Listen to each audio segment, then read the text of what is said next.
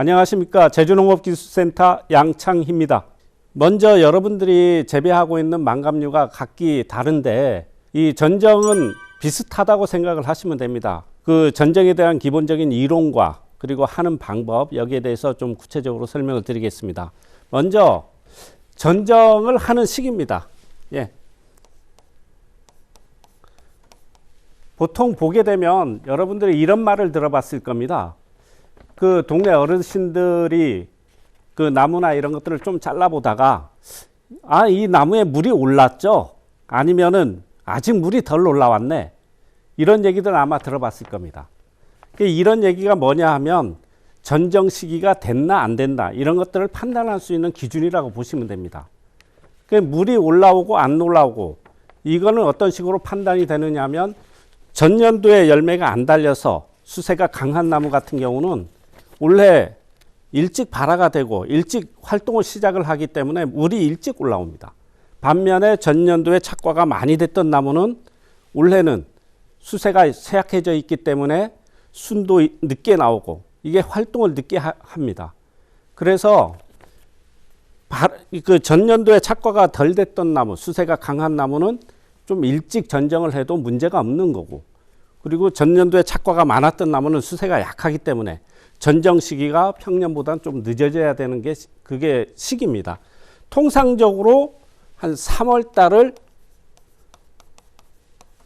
달을 전정의 시기로 보는데 3월 초도 있고 3월 말도 있습니다. 그러면 3월 초에는 수세가 강한 나무 위주로 전정을 시작을 하고 3월 말 쪽에 가서는 수세가 약한 나무, 수세가 강한 나무부터 전정을 해서 최종적으로는 수세가 가장 약한 나무가 전정이 마무리가 되는 이 시기가 보통 한 3월 이렇게 전정을 하시면 문제가 없을 거라고 생각을 합니다.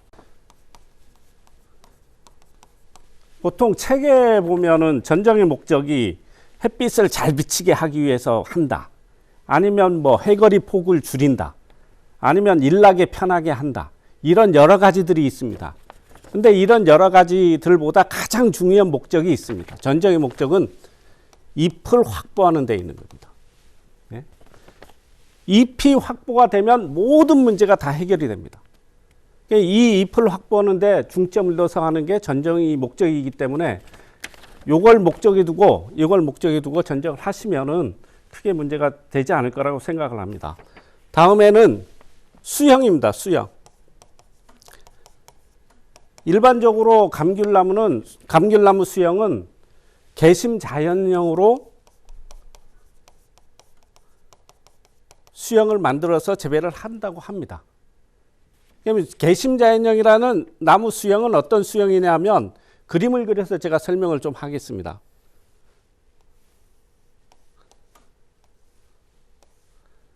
나무가 이렇게 생긴 나무를 개심 자연형이라고 합니다.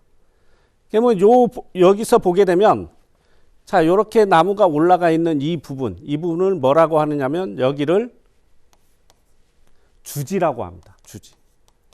요 밑으로 남아 있는 것, 요 가지는 아주지라고 합니다. 여기 위에도 나와 있는 가지, 이것도 마찬가지 아주지라고 합니다. 그러면은 주지 하나에 아주지가 2개 있습니다. 밑에 거는 제1아주지, 위에 거는 제2아주지입니다. 이 아주지에 가지가 다시 나옵니다. 요 가지는 뭐라고 하느냐면 측지라고 합니다. 측지에 다시 가지가 나옵니다. 요거를 결과모지라고 합니다. 요 결과모지에 열매가 이렇게 달리는 겁니다. 그러면 요게 용어는 감귤나무의 용어는 대충 이런 식으로 아시면 됩니다.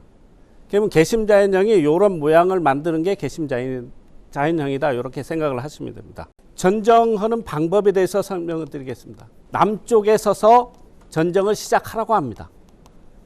남쪽에 서서. 왜 남쪽에 서서 전정을 시작을 하라고 하느냐면 햇빛이 항상 남쪽을 통해서 이렇게 비쳐가게 됩니다. 남쪽을 통해서.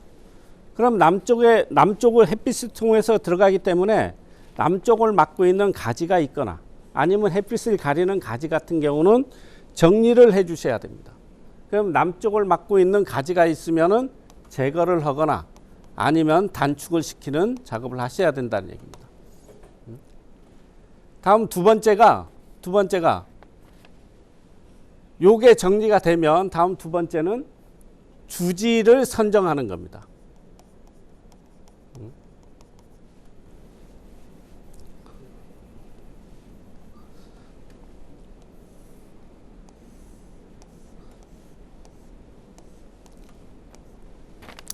자, 주지를 선정하는 건데, 주지라는 것은 아까 설명을 앞에서 드렸지만은 이렇게 서 있는 걸 주지라고 합니다. 그럼 주지는 이걸 몇 개를 선정을 할 거냐? 여기 그림상으로 봐서는 두 개가 이렇게 그려져 있는데, 실질적으로는 이렇게 손가락을 봤을 때 이렇게 세 개가 돼 있어야 됩니다. 동북서의 주지가 하나씩 이렇게 만들어지게끔 전정을 하셔야 됩니다. 이게. 예? 그러면 동북서의 주지가 하나씩 만들어지게끔 전정을 하시라는 얘기입니다. 그러면 주지라는 것은 꼭 이게 요 가지가 꼭 주지가 돼야 되느냐? 그렇지 않습니다. 필요에 따라서 어떤 분은 이게 주지로 사용을 하는 분도 있고, 아니면 다른 가지를 주지로 사용하는 분도 있고, 그러면 이게 필요가 없으면 내년에는 주지를 다시 바꿔도 되는 거고, 이게 꼭 그 가지가 주지가 돼야 된다 이런 것은 아닙니다. 단지 그 나무의 수세를 유지하기 위해서는 이런 주지를 선정을 해 주시는 게 맞다. 그러면 요 주지, 동북서의 주지 하나씩 이렇게 선정을 해 주시는 겁니다. 다음 세 번째가 주지 전정입니다. 주지 전정. 주지 전정이라는 것은 요 아주지가 있고 요 아주지 위쪽에 요 주지의 끝 선단 요쪽 부분에 대해서 전정을 하는 겁니다. 이게 주지 전정인데, 감귤나무나 일반 식물은 두 가지로 생장을 합니다. 하나는 영양생장, 또 하나는 생식생장이라는 것을 갖고 있습니다. 영양생장이라는 것은 잎이 나고 뿌리가 나는 생장이고, 반대로 생식생장이라는 것은 꽃이 피고 열매가 달리는 생장입니다. 그러면 요 나무에 봤을 때 이 주지의 끝은 열매가 안 달리게끔 전정을 하는 겁니다. 주지의 끝은. 그러면 요 주지의 끝은 열매가 안 달리게끔 항상 가지를 제거를 해서 가지 순만 나오게. 그 얘기는 뭐냐 하면 영양생장에 기반한 전정을 해주는 겁니다. 영양생장에 기반한 전정을 해서 만약에 이쪽 부분에서 주지 끝단 선단에서 꽃이 피거나 열매가 달리면은 나중에는 제거를 해줘서 항상 순이 나서 영양생장을 할 수 있게끔 이렇게 전정을 해주는 겁니다. 이게 주지전정입니다. 다음 네 번째가 아주지전정입니다. 아주지전정이라는 것은 아까 설명드렸듯이 아주지 부분은, 아주지라는 것은 이쪽 부분을 얘기하는 겁니다. 이쪽. 그럼 요 주지 끝에 밑에 쪽을 얘기하는 겁니다. 이 밑에 쪽에는 항상 꽃이 피고 열매가 달리게끔 전정을 해주는 겁니다. 그럼 어떤 생장에 기반한 전정이냐? 생식생장에 기반한 전정을 해주시라는 얘기입니다. 그러면 이 나무는 감귤나무나 일반 나무 같은 경우는 영양생장과 생식생장이 이렇게 조화롭게 굴러가는 그런 나무가 올바른 나무가 됩니다. 만약에 영양생장이 과도한 나무가 되면은 어떤 나무가 되느냐 하면 열매가 안 달리고 이파리만 나오고 뿌리만 나오고 크기만 크는 그런 나무가 되는 거고, 반대로 생식생장이 과도한 나무는 이파리가 안 나오고 꽃만 피고 열매만 달리는 그런 나무가 만들어집니다. 그래서 항상 영양생장과 생식생장이 항상 조화로운 그런 나무를 만드는 게 이 전정의 기본적인 방법입니다. 이렇게 전정하는 방법입니다.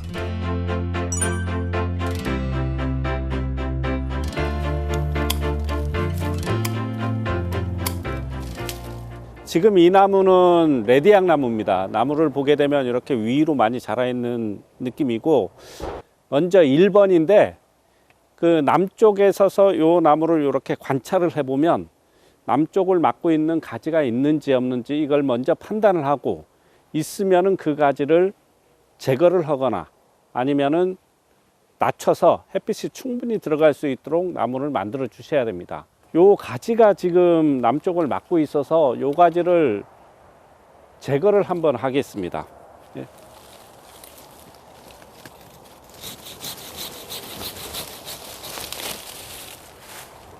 다음 순서는 2번인데 2번은 주지 선정을 하시면 됩니다.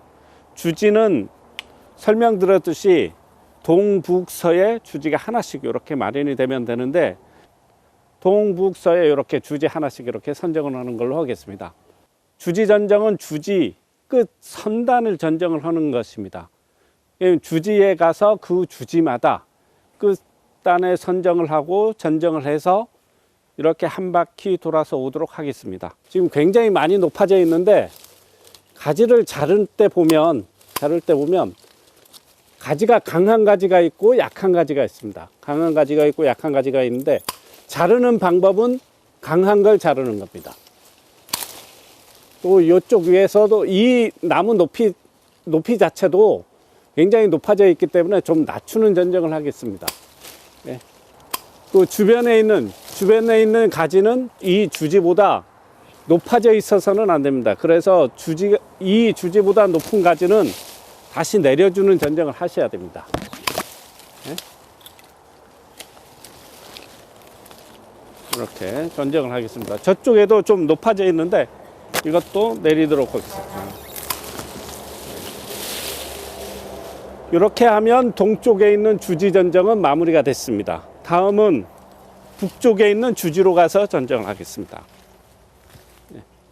이것이 제가 정한 북쪽에 있는 주지인데 이것도 마찬가지로 이쪽에는 항상 순이 나오게끔 이렇게 전정을 해 놓겠습니다.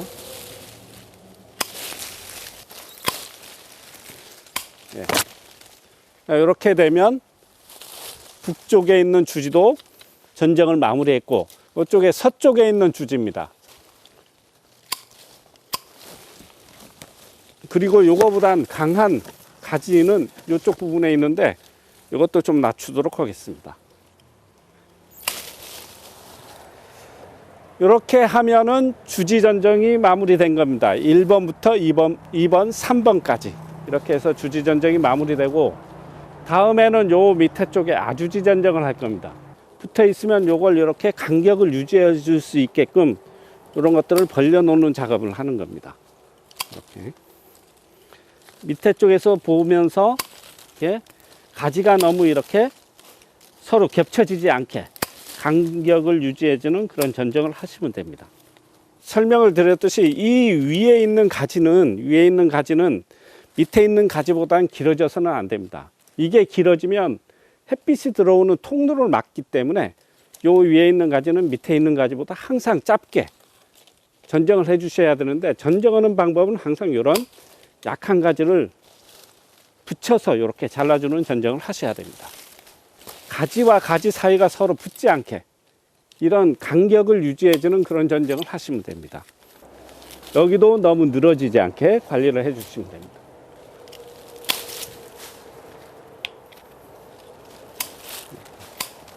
지금 주지 전정하면서 한 바퀴를 돌고 아주지 전정하면서 한 바퀴를 돌고 두 바퀴가 돌아서 이렇게 전정이 마무리가 된 상태입니다. 천혜향나무의 특성은 어떤 특성을 갖고 있느냐면 일단 보시게 되면 가시들이 많이 나와 있습니다.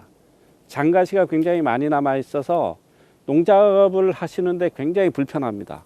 그래서 이런 장가시 때문에 작업 공간을 만드는 그런 것이 첫 번째로 돼야 되고 두 번째는 천혜향 같은 경우가 순이 나게 되면 이렇게 한꺼번에 나는 특성을 갖고 있습니다. 자, 전정을 하는 방법은 똑같습니다. 다른 품종이나 똑같기 때문에 가지를 보면은 전체적으로 순이 거의 안 나는 특성을 갖고 있습니다. 그래서 예비지를 만들어주는 그런 전정, 가지 자체를 짧게 만들어주는 그런 전정을 하시면 됩니다. 가지가 짧게 만들어져야 열매가 달려도 이게 늘어지거나 그러지는 않습니다. 짧게 만들어주는 그런 전정을 하시면 됩니다. 이렇게 예비지를 만들어 주셔야 됩니다. 이거 마찬가지입니다. 예비지를 만들어 주시고 순이 한 군데에서 이렇게 나는 경우가 많습니다. 이런 경우는 이렇게 잘라서 예비지를 만들어 줄 수도 있고 이렇게 순을 하나만 남겨서 이렇게 관리를 할 수도 있습니다. 이렇게 할 수도 있고 밑에서 잘라서 예비지를 만들 수도 있다. 이렇게 생각을 하시면 됩니다. 자, 이쪽 가지가 2개 나와 있는데 이쪽 부분에 강한 걸 잘라내겠습니다. 잘라내고 여기 위에도 강한 부분은 잘라내겠습니다. 예, 이렇게 하면은 키가 굉장히 낮아져 있고, 이렇게 낮추면은 밑에 쪽에서부터 다시 발화가 돼서 다시 새순이 나오는 그런 나무가 만들어집니다. 이쪽 부분도 너무 높아져 있기 때문에 약한 가지를 남기고 이렇게 제거를 하겠습니다.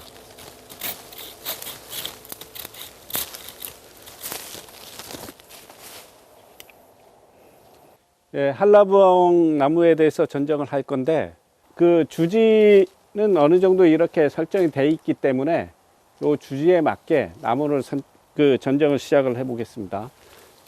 지금 보시게 되면 이런 것들이 다 올해 꽃이 피고 열매가 달릴 가지입니다.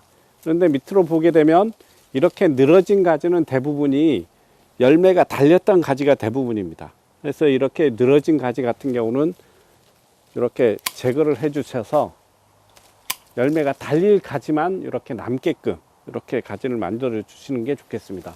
자, 위에도 마찬가지. 너무 높다 싶으면은 강한 가지를 잘라내서 이렇게 나무를 내려 주시면 되겠습니다. 너무 위쪽으로 나와 있지 않게, 예, 순이 강한 가지 이런 것들은 제거를 해줘서 아무 도장지가 나오지 않게끔 이렇게 정리를 해 주시는 게 좋겠습니다.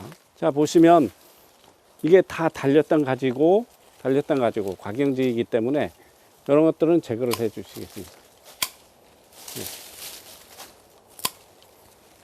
자, 이것도 과경지입니다. 과경지들은 제거를 해 주시고, 이걸 그대로 두면 여기서 도장지가 나올 것 같아요. 이걸 제대로 처리를 해줘서 도장지가 나오지 않게끔 이렇게 정리를 해 주겠습니다. 길어지지 않고 나무들이 서로 겹치지 않게 가지들이 이렇게 만들어 주시면, 이게 원래는 0 잘라버려야 되는데,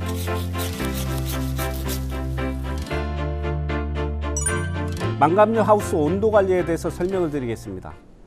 먼저 하우스가 여러 가지가 있습니다. 하우스 안에 기본적으로 냉해를 예방할 수 있는 열풍기가 있는 하우스도 있고 열풍기가 없는 하우스도 있고, 요 두 가지에 따라서 관리 방법이 달라질 수밖에 없습니다.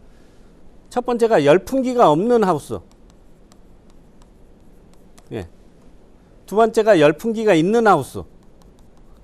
요 두 가지에 대해서 설명을 드리겠습니다.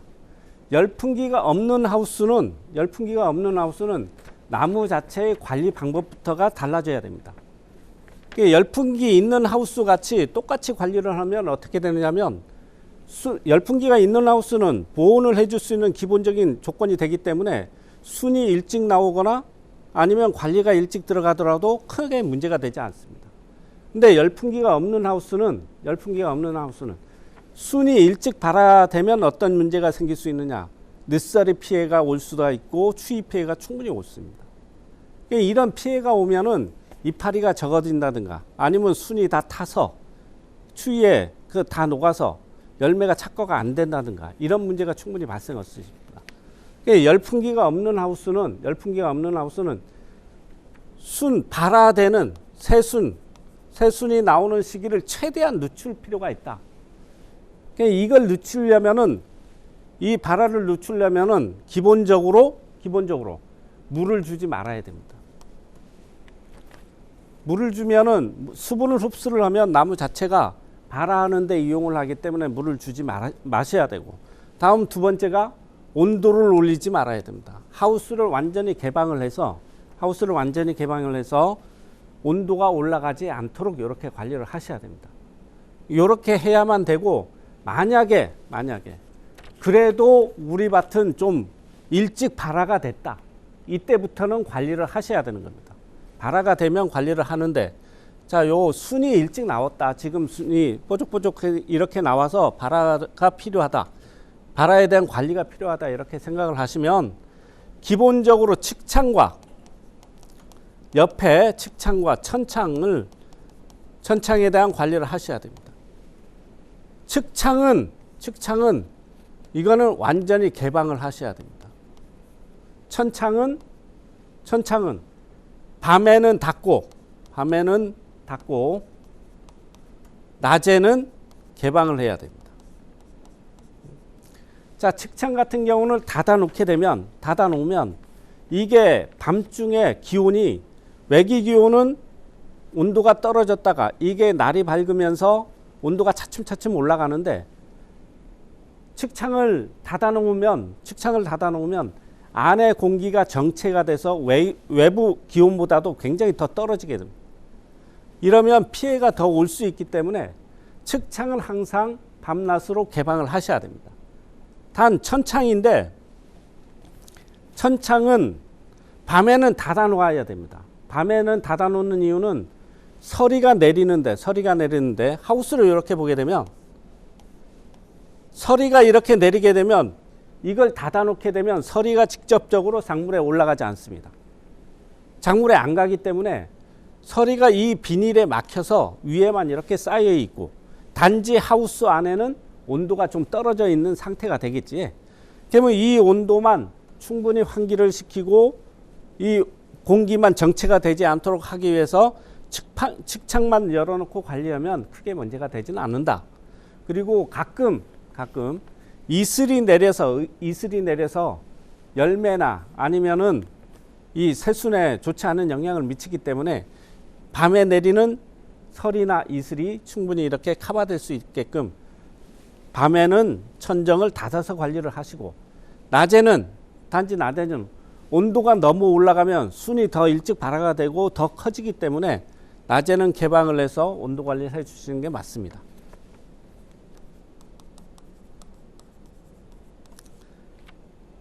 열풍기가 있는 하우스입니다. 자, 열풍기가 있는 것은 기본적으로 열풍기에 의존을 할 수밖에 없습니다. 열풍기가 있더라도 보조가온 시설이 완벽하게 돼 있지 않은 데는 너무 일찍 발화가 되면 열풍기가 계속 돌아가기 때문에 기본적으로 이 유류대나 아니면 경영비가 굉장히 많이 소요가 됩니다.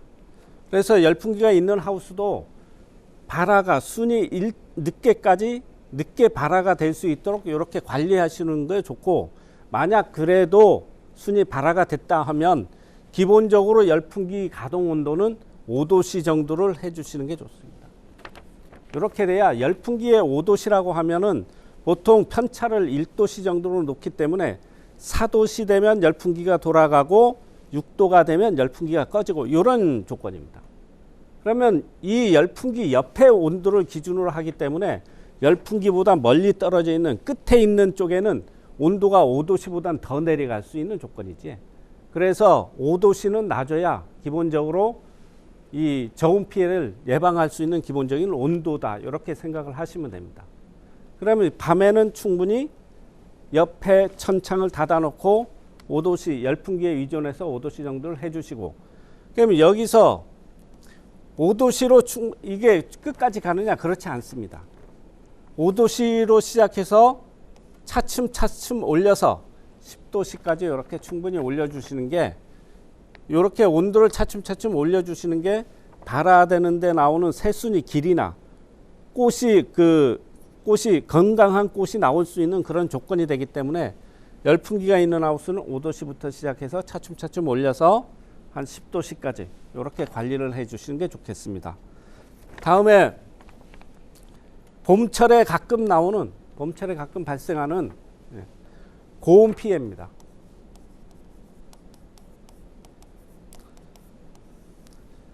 봄에 영농을 시작을 하면 그동안 그 영농을 시작할 때 전정도 하고 비료도 하고 이렇게 하면서 전정을 시작을 합니다. 근데 하우스를 열어놓게 되면은 이게 춥기 때문에 하우스를 닫아놓고 이렇게 관리를 하시는 분들이 많습니다. 하우스를 닫아놓고 뭐 구름이 끼거나 그런 날은 크게 문제가 안 되지만은, 만약에 하우스를 닫아놓은 상태에서 이게 낮에 햇빛이 세게 나면 하우스 안의 온도는 급격하게 올라갑니다. 한 40도에서 50도 가까이 올라갑니다. 이렇게 올라가는데 40도 정도, 35도, 40도 정도까지는 작물에 크게 영향을 미치지 않을 수도 있지만은 50도 이상 올라가게 되면 그 순이 타거나 아니면 꽃이 떨어지거나 아니면 심하게 되면 나무가 고사하는 그런 지경까지도 갑니다. 이게 해마다 그 이온 농가에서도 이런 현상을 많이 보셨을 건데 이게 해마다 있는 일이기 때문에 그 봄철의 온도 관리, 봄철의 하우스 관리는 고온 피해가 발생하지 않도록 충분히 유념을 해서 관리를 하셔야 됩니다. 다음에 한라봉의 품질을 결정하는 그 꼭지, 한라봉은 그 꼭지가 잘 나와야 됩니다. 이걸 뭐라고 하느냐면 꼭지 깃이라고 합니다. 예. 이 꼭지 깃이 잘 나와야 이게 한라봉의 기본적인 특성이 나오는데, 요 깃을 잘 나오게, 한라봉의 꼭지 깃을 잘 나오게 하기 위해서는 어떻게 온도 관리를 하면 되느냐, 요거에 대해서 설명을 드리겠습니다. 우리가 감귤의 생육기를 판단을 할 때 백화기라고 있습니다. 백화기. 요 백화기는 언제를 백화기라고 하느냐면, 감귤 꽃이 어떻게 생겼냐면 이렇게 생겼지. 이렇게 생겼습니다. 요 꽃이 이렇게 생겼을 때를 백화기라고 합니다. 이 꽃잎이 벌어지기 시작하면 요거를 개화한다고 그러거든요. 개화한다고 그럽니다. 요 꽃이 벌어지기 바로 전에를 요 백화기라고 합니다. 그러면 요 백화기부터 시작해서 1차 낙과기까지 주야간 온도 차이를 15도씨 정도, 15도씨 정도를 놓게 되면 한라봉에 생기는 그 꼭지깃, 꼭지에 이렇게 튀어나오는 그런 꼭지깃이 발현이 굉장히 잘 되기 때문에 한라봉을 하시는 분들은 요 백화기부터 1차 생리낙과기까지 요 시기에 주야간 온도 차이를 15도 정도 이렇게 놔야 한라봉의 품질 특성을 높일 수 있다. 이렇게 설명을 드릴 수가 있습니다. 예, 다음은 망감류 하우스 물 관리에 대해서 설명을 드리도록 하겠습니다. 먼저 발화기부터 개화기까지는 그동안 겨울철에 물을 안 줬었고, 그리고 이 발화가 시작이 되고 꽃눈이 나오는 시기이기 때문에 물이 굉장히 많이 필요한 시기입니다. 이 시기가. 그래서 밑으로만 주게 되면, 물이라는 게 단지 우리가 생각하는 거는 밑으로 물을 뿌려주는 거, 이거 하나만 가지고 물이라고 생각을 하는데 그렇지가 않습니다. 물이라는 것은 물 밑으로 주는, 관수를 해주는 그런 것도 있고, 공중에 있는 습도까지도 생각을 하셔야 됩니다. 습도. 그러니까 발화기부터 개화기 이전까지는 습도도 높게 관리하고 물도 충분히 줘서 순도 좀 길게, 그리고 건강하게, 꽃도 건강하게 나오게끔 이렇게 관리를 해 주셔야 됩니다. 그럼 발화를 할 때는 밑으로는 충분하게 물을 주시고 위로도 줘서 습도를 유지하는 방법을 생각을 하셔야 됩니다.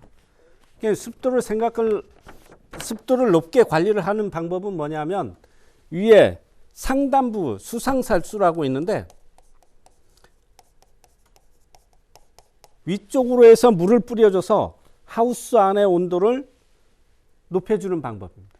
그러니까 햇빛이 나는 날, 이런 날을 택해서 위로 물을 뿌려주게 되면, 하우스를 닫아놓은 상태에서 위로 물을 뿌려주게 되면 이게 하우스 내에 그 우리가 생각하는 그 사우나 비슷한 그런 느낌이 날 수 있게, 그런 느낌이 습도를 충분히 올려줘서 이 가지나 이파리나 눈이 나오는 그런 데나 물이 충분히 먹게끔 해주면 순도 잘 나오고 꽃도 건강하게 나올 수가 있습니다. 그러면 밑으로 물을 더 주고 위로도 물을 뿌려줘서 충분하게 공중 습도도 높여주고 위에 토양 습도도 높여서 발화기, 개화기 때는 그런 식으로 관리를 해주시면 되고, 다음 개화기 때는 이때는 꽃잎이 벌어지는 시기입니다. 꽃잎이 벌어지는 시기에는 습도가 높아져서는 안 됩니다. 습도가 높아지게 되면 여기 병해충이 많이 발생을 하기 때문에 이때 개화기, 꽃이 벌어진 다음부터는 공중 습도가 낮게 관리될 수 있도록 이렇게 생각을 하셔야 됩니다.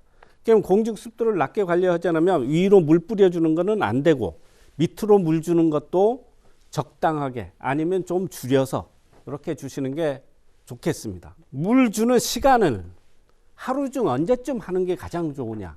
감귤나무 같은 경우는 광합성을 하는데 광합성을 하는데 광합성이 언제 하느냐? 언제 합니까? 기본 햇빛이 나야 합니다. 햇빛. 광합성이 조건이 물하고 이산화탄소하고 햇빛입니다. 이 세 가지가 있어야만이 광합성이 이루어지는 겁니다. 그러면 햇빛이 나야 되는 조건은 무슨 얘기냐? 낮에만 광합성이 이루어진다는 얘기입니다. 언제부터? 해가 뜬 다음부터입니다. 그러면 광합성이 이루어지지 않으면 햇빛이 필요한데 뭐가 필요한 겁니까? 물이 필요한 겁니다. 그러면은 물은 언제 필요한 거예요? 광합성이 이루어지는 시간만 필요하다. 그러면 언제? 햇빛이 나 있는 동안입니다. 보통 광합성이 처음 이루어지는 시간이 해가 뜨는 시간이기 때문에 물이 필요한 시간은 그 광합성이 이루어질 때 충분한 물이 갈 수 있게끔 요때 맞춰서 물을 주시면 되는데 아침에 주시면 좋겠지. 그러면 아침에 물을 준 다음에 물을 충분히 주면 광합성 하는데 물을 충분히 이용을 하고 다음에 오후까지 주게 되면 어떻게 돼요? 물이 남아있게 됩니다. 토양 중에 물이 남아있으면은 이 자체가 습도가 높아지는 역할을 하기 때문에 오후에는 물을 안 주시는 게 좋습니다. 항상 하루 중에 물 주는 시간은 항상 아침에 오전 중에 주시는 게 맞다. 이렇게 생각을 하시면 되겠습니다. 다음에 물 주는 양입니다. 어느 만큼 줄 것인가입니다. 물을. 그거는 광합성을 하는데 감귤나무가 광합성을 하는데 밖으로 나가는 증산작용이라는 것을 합니다. 또 토양에 물을 주면 어떻게 햇빛을 받게 되면 바람이 불게 되면 토양 중에서 밖으로 나가는 증발이라는 걸 합니다. 그러면 증산과 증발을 합치게 되면 이게 밖으로 빠져나가는 물이 양이 되는 겁니다. 이 물이 양이 되는데 요 빠져나간 양만큼 물을 주면 되겠지. 그럼 물이 항상 똑같은 양이 나가면 물을 주면 채워놓고 이런 형태로 해서 물을 줘야 되는 겁니다. 그러면 이걸 어떻게 할 거냐? 이거는 계절에 따라서도 증발선량이 굉장히 차이가 납니다. 겨울철에는 온도가 낮고 햇빛이 적기 때문에 증발선량이 굉장히 떨어집니다. 여름에는 온도가 높고 햇빛이 강하기 때문에 당연히 높겠지. 봄, 가을에도 이렇게 나눠서 생각을 해볼 수가 있습니다. 이렇게. 겨울철 같은 경우는 하루에 증발선 되는 양이 0.5에서 0.9mm입니다. 여름에는 하루에 증발되는 것이 3.6mm에서 4mm 됩니다. 봄, 가을에는 2.0에서 3.0이 됩니다. 그러니까 요걸 이렇게 봤을 때, 자, 하루에 3mm 여름에 하루에 3mm가 증발이 된다. 증발선 양이 된다. 그럼 매일 3mm를 그 토양에다 놓으면 됩니다. 근데 매일 놔도 좋은데 이걸 일손이 번거롭다 보니까 며칠에 한 번 이렇게 얘기하잖아. 기본적으로. 한 번 줄 때 20mm 주라고 합니다. 20mm. 물 한 번 줄 때. 그러면은 여름철에 하루에 3mm가 나가니까 물 20mm 주제라면 며칠에 한 번 주면 되는 겁니까? 5일에 한 번 있죠. 5일에 한 번. 그러면 여름에는 보통 5, 6일에 한 번 물을 주시면 되는 거고. 가을에는 봄에는 2mm, 가을에는 3mm가 나갑니다. 2mm 나가면 20mm 주제라면 10일에 한 번. 3일이면 7일에 한 번 되겠죠. 겨울에는 한겨울에는 0.5 정도가 나갑니다. 그러면 한 40일, 30일에서 40일에 한 번 물을 주시면 된다. 망감류 하우스 병해충 관리에 대해서 설명을 드리도록 하겠습니다. 요 네 가지입니다. 그러면 총채벌레는 다음에 두 가지가 있습니다. 꽃노랑 총채벌레, 볼록 총채벌레가 있고, 응애류는 귤릉에도 있고 녹궁에도 있고 참원지응에도 있고, 진딧물에는 목화진딧물과 조팝나무 진딧물이 있습니다. 이렇게 있는데 요 각기 이렇게 응애류나 진딧물이나 총체들이 있는데, 만약에 총체부터 설명을 좀 드리도록 하겠습니다. 꽃노랑 총체벌레, 볼록 총체벌레 두 가지 종류가 있습니다. 이 두 종류가 있는데 이 두 종류가 같은 종이냐? 그렇지가 않습니다. 이게 발생하는 시기도 다를 뿐더러 약재 저항성도 굉장히 달라져 있습니다. 꽃노랑 총체벌레 같은 경우는 언제 발생이 됐냐? 93년도부터 우리 제주 지역에 영향을 준 건데 굉장히 토착화돼 있지? 꽃노랑 총체벌레. 이게 하우스에서는 언제 발생이 되느냐? 봄과 가을에 발생입니다. 꽃노랑 총체벌레. 예. 발생 시기를 봤을 때 저온일 때 좀 온도가 좀 낮을 때 발생이 됩니다. 봄, 가을에 발생합니다. 볼록 총체벌레하고 같이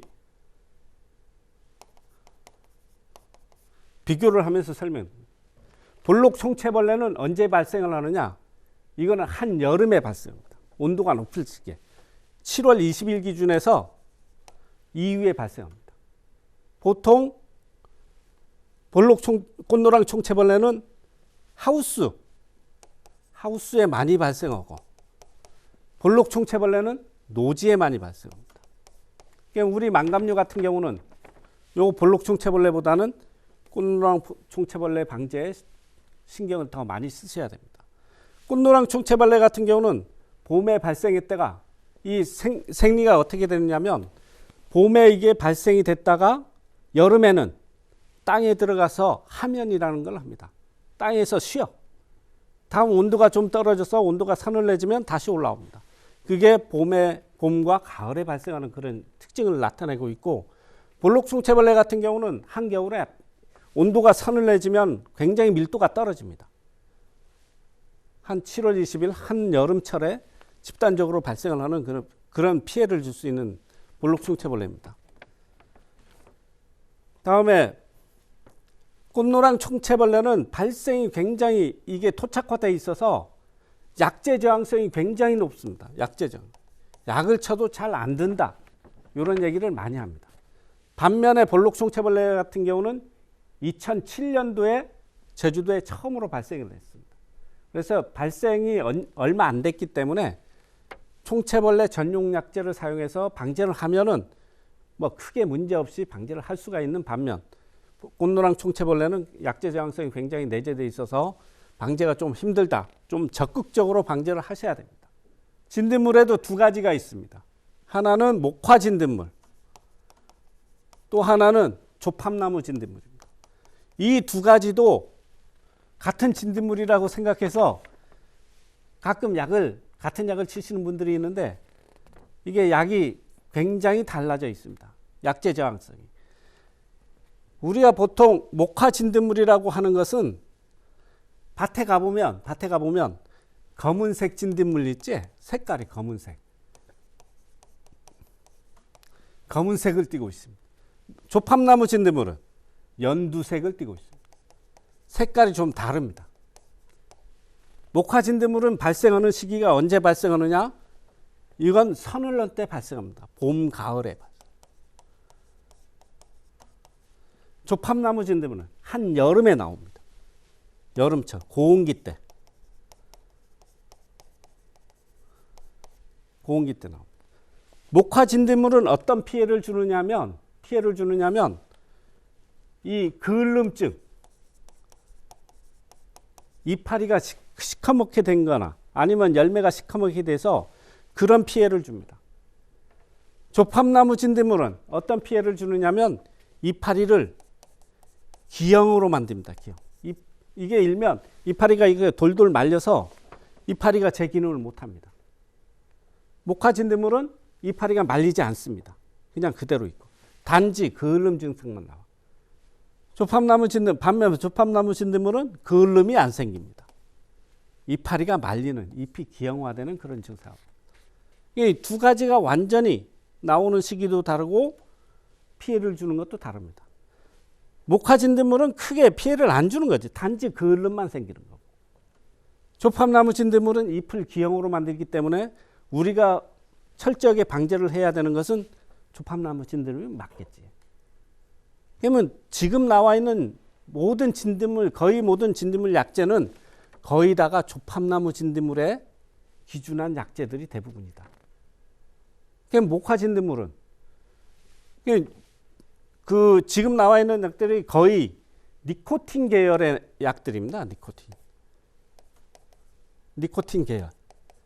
이 니코틴 계열의 약은 대부분이 목화 진드물에는 저항성인 약입니다. 니코틴 계열의 약을 목화 진드물에 쳤을 때는 목화 진드물이 거의 안 들은다. 목화 진드물에 치는 약을 조팝나무 진드물에 쳤을 때는 조팝나무 진드물은 거의 안 듣습니다. 그럼 두 가지가 가끔 보게 되면 조팝나무 진드물과 목화 진드물이 혼재돼서 이렇게 발생되는 경우가 있어요.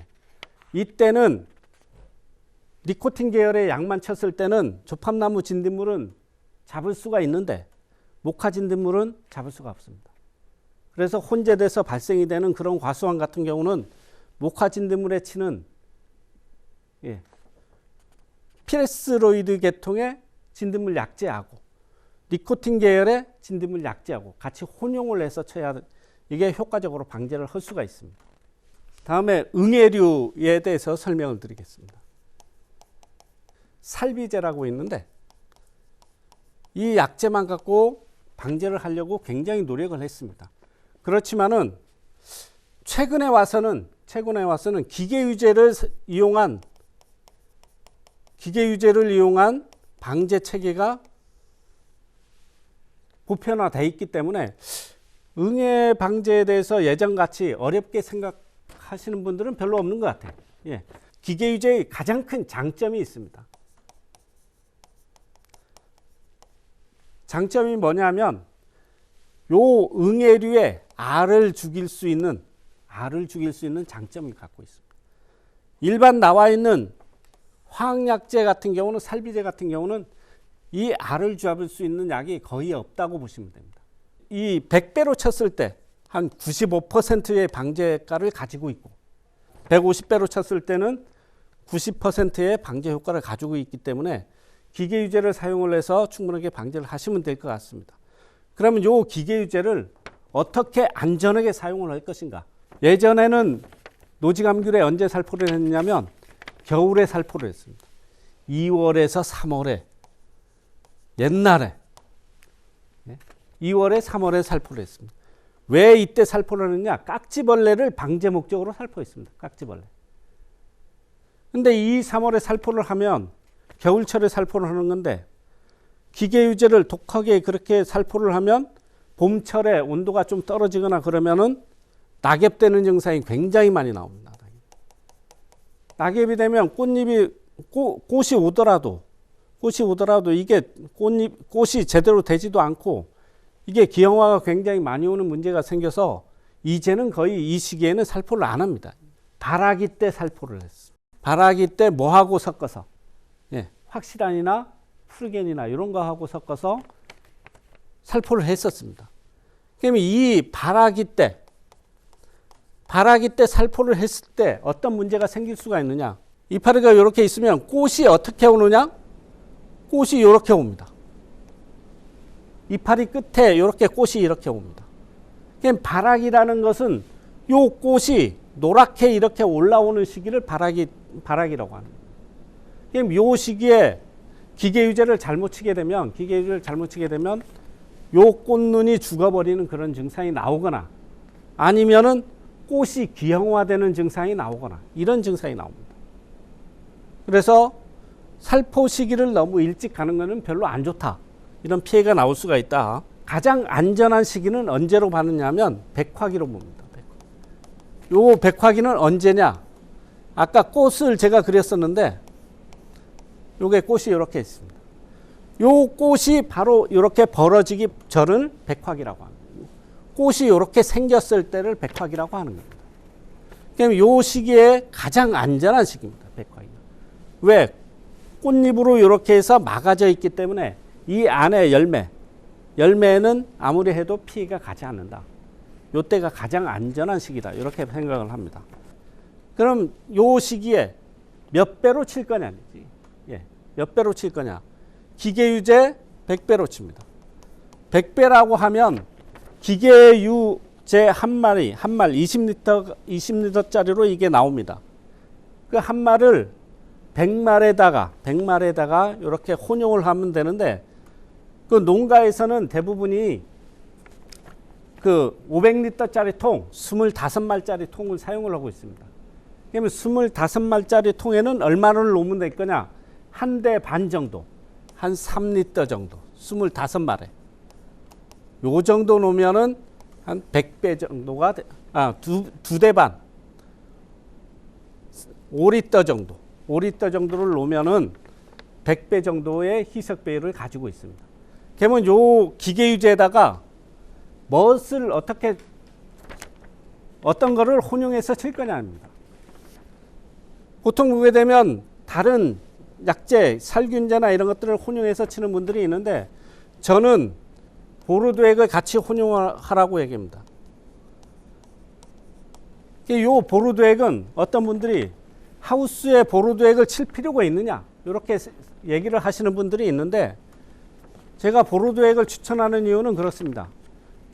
하우스에 여러분들이 잘 모르는 병이 하나 있습니다. 황반병이라고 있습니다. 황반병. 아는 분들도 있는데 대부분이 모릅니다. 네? 하우스 안에 들어가서 수세가 약한 나무, 낙엽이 되는 나무는 거의 다가 황반병이다 생각을 하시면 됩니다. 이 황반병을 잡을 수 있는 게 기본적으로 요 보르도액밖에 없습니다. 그래서 하우스 안에도 저는 기본적으로 1년에 한 번 정도는 보르도액을 치시는 게 이런 황반병이나 다른 것들을 예방하는데, 이끼 같은 경우 그런 걸 예방할 수 있는데 가장 좋은 방법이 보르도액이다, 이렇게 생각을 합니다. 기계유제를 쳤는데 응애가 안 죽는다, 응애가 있다 얘기하시는 분들이 가끔 있습니다. 이 기계유제라는 것은 이파리가 이렇게 있으면 기계유제를 살포를 하게 되면 요 도포를 하는 겁니다. 잎을 완전히 이렇게 도포를 해서 막을 형성을 하게 됩니다. 이 안에 있는 응애가 질식사하는 그런 조건을 요런 거에 의해서 그 약효가 나타나는 거기 때문에 여기에 대해서 저항성을 가진 응애가 생겨나서 응애가 살아난다, 그런 것들은 거의 없다고 보십니다. 단지 응애가 생겼다는 얘기는 어떤 얘기냐? 잘 안 쳐졌다, 이 얘기입니다. 나무가 이렇게 있으면 약을 치다 보면 그 기계유제를 친 다음에 한번 밖에 나와서 나무를 한번 보게 되면 안 쳐진 부분이 분명히 있습니다. 많이 있습니다. 요 밑에 쪽에 안 쳐집니다. 다음 요 위에 부분에 안 쳐집니다. 그럼 응애가 녹응애나 이런 것들이 가끔 보이는 게 밑에 쪽, 위에 쪽에 보입니다. 이게 무슨 얘기냐면 약을 제대로 안 쳐졌기 때문에 응애나 이런 것들이 생겨서 문제가 생긴다. 기계유제에 대해서 다시 한번 설명을 또 하나 하겠습니다. 기계유제를 쳤을 때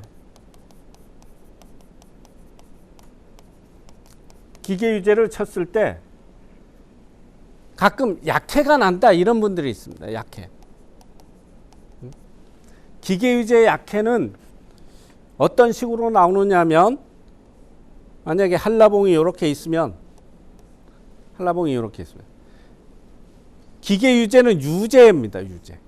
유제 성분이라서 약해가 굉장히 잘 나올 수 있는 부분입니다. 약을 치면 이렇게 동글동글하게 이렇게 약반 비슷하게 유반이라고 하는데, 요 약반이 생깁니다. 이렇게 생기는 게 기계유제의 약해인데 이게 문제가, 이 약해가 생길 수 있는 조건이 어떤 조건이냐? 기계유제에다 유제를 같이 섞거나, 예? 아니면은 영양제를 섞거나, 또 델란을 섞거나, 아니면은 델란하고 밀접 살포를 하거나, 다 이런 조건입니다.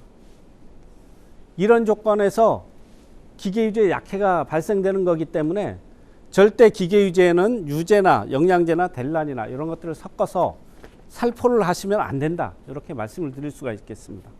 곰팡이병은 살균제라는 걸 치지. 다른 해충에는 살충제라는 것을 치는데 곰팡이병에 치는 우리 살균제는 이게 죽었는지 살았는지 보이질 않아요. 내성이 더 잘 생깁니다. 내성이 굉장히 잘 생겨서 똑같은 살균제를 연속해서 치게 되면 내성균이 발현을 하고 이게 듣지를 않는다. 이런 얘기가 나옵니다. 일반 살충제보다도 살균제는 원래 쳤던 살균제는 내년에는 치지 말고 내후년에 치고 이렇게 교살포할 수 있는 그런 조건을 가져가야 효과적으로 곰팡이병에 대한 대책이 나올 수 있는 부분이기 때문에 원래 쳤던 거 아니면 내년 칠 거 이런 걸 반드시 구분을 해서 약을 사실 때 아니고 치실 때 관리를 하실 때 그렇게 하셔야 제대로 방제를 하실 수 있다. 이렇게 말씀을 드릴 수가 있겠습니다. 망감류 재배농가 여러분, 올 한 해도 그 품질이 좋은 망감류를 생산을 하시고 그리고 기술 교육이나 어려운 부분은 저희 기술센터나 농업기술원으로 문의를 하시면은 저희가 현장 그리고 전화 상담 충분히 해드릴 수 있기 때문에 여러분들 고충이 있을 때마다 저희 농업기술센터 농업기술원을 이용을 해주시면 고맙겠습니다. 감사합니다.